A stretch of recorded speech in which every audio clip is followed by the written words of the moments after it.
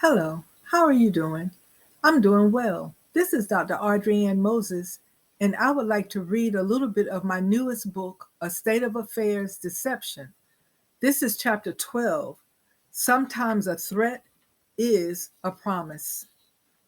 Doctor, hello, hello. Commander Scott literally slams the phone on the receiver and starts a slow, somewhat loud string of obscenities as he storms out of his office. How dare she hang up on me? Who does she think she is? Does she know who I am? She is just a glorified records keeper. No one talks to me like that and then hangs up. What makes her think she is in charge of anything? I am in charge of this situation, not her. More obscenities. By the time he walked from his office to his car, he was a little bit calm, but not really. He could not wrap his head around the fact that Natty hung up on him, his Natty, who used to be a little timid records keeper in the Navy. Talking almost out loud, I don't know what her record of cases won is, but she needs to know that I have never lost a case. Yes, I was a little off my game when I saw her, but I had no doubt I had convinced them there was no case when I was in Atlanta. I just can't figure out why she rushed to, oh, oh, but why the phone hang up? I think she just wants to get back with me.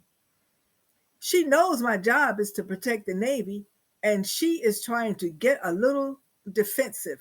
Maybe she thinks she's a defense lawyer. She is out of her league and playing hard. I'll have to just cool her down a little bit. Now that he has calmed down a little bit, Scotty is devising a plan to woo the good doctor right out of her case. That country sheriff of hers won't know what happened. As he walked back into his office, he is formulating a plan.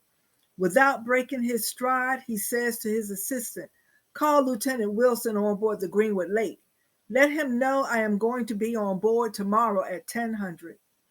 Sir, he's in your office." What? Lieutenant Wilson came in right after you stepped out. He is waiting in your office. He seems a little frazzled. Commander Scott responded with a frown. Thank you.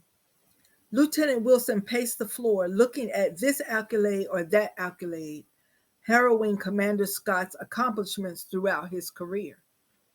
He murmured to himself, "Well, Scotty, old boy, this case will not be an attribute to your brilliance."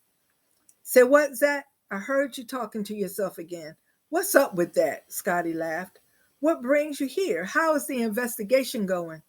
It's not, Lieutenant Wilson muttered as he sat down. I've only known her one day, and I know she is going to figure everything out, and then where is that going to leave me? I came to you with a real issue, and you turned it into something altogether different. She's asking questions I don't have the answers to. Zachariah is pacing the floor again, voice elevating. People may try to treat me as if my name is Boo Boo the Fool, but I am not risking my career over some petty issues between. Lower your voice. What is wrong with you? Scotty almost shouted. Any louder, and everything you say will be in the next edition of Stars and Stripes. What is going on over there? I called her, and she basically hung up on me. Basically? How does someone basically hang up on you, Scotty? In other words, she didn't succumb to your charms. It's obvious whatever you all had is just that, had. Now, how are you going to fix this mess? She is turning stones and opening closets, and skeletons are falling out. She meets with Commander Miller in the morning, who is already looking at me one eyed, and depending on that conversation, my head will be on a platter, not yours. So, what are you going to do about her? Because I'm telling you now, I will not be walking the plank alone. Commander Scott stood from his chair.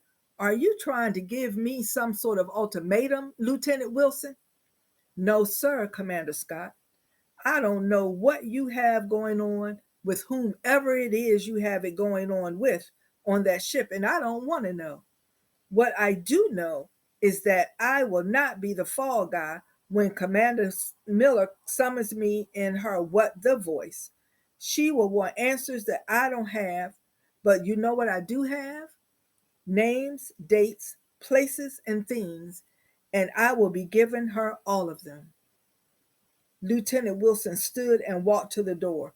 That, sir, is a promise.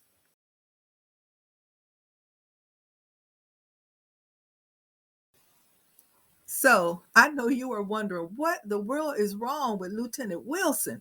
Well, you have to read the before and the after in order to find out. And the way to do that is to go to Amazon. The book is now available on Amazon. It is available on Barnes and Noble. It will be available on Walmart and Goodreads really soon. So go to either one of those. The websites are available on this video and on the link. So order the book, enjoy the book, let me know how you like it, and I will look forward to talking to you soon. Oh, and by the way, the end of this summer, book 3 will be out, A State of Affairs Revelation. So then you will really know the whole answer. This book is part of my Earl Grey Chronicles series, Uninvited Memories, State of Affairs, Deception, State of Affairs, Revelation. Get all 3. Be blessed, and I will see you soon.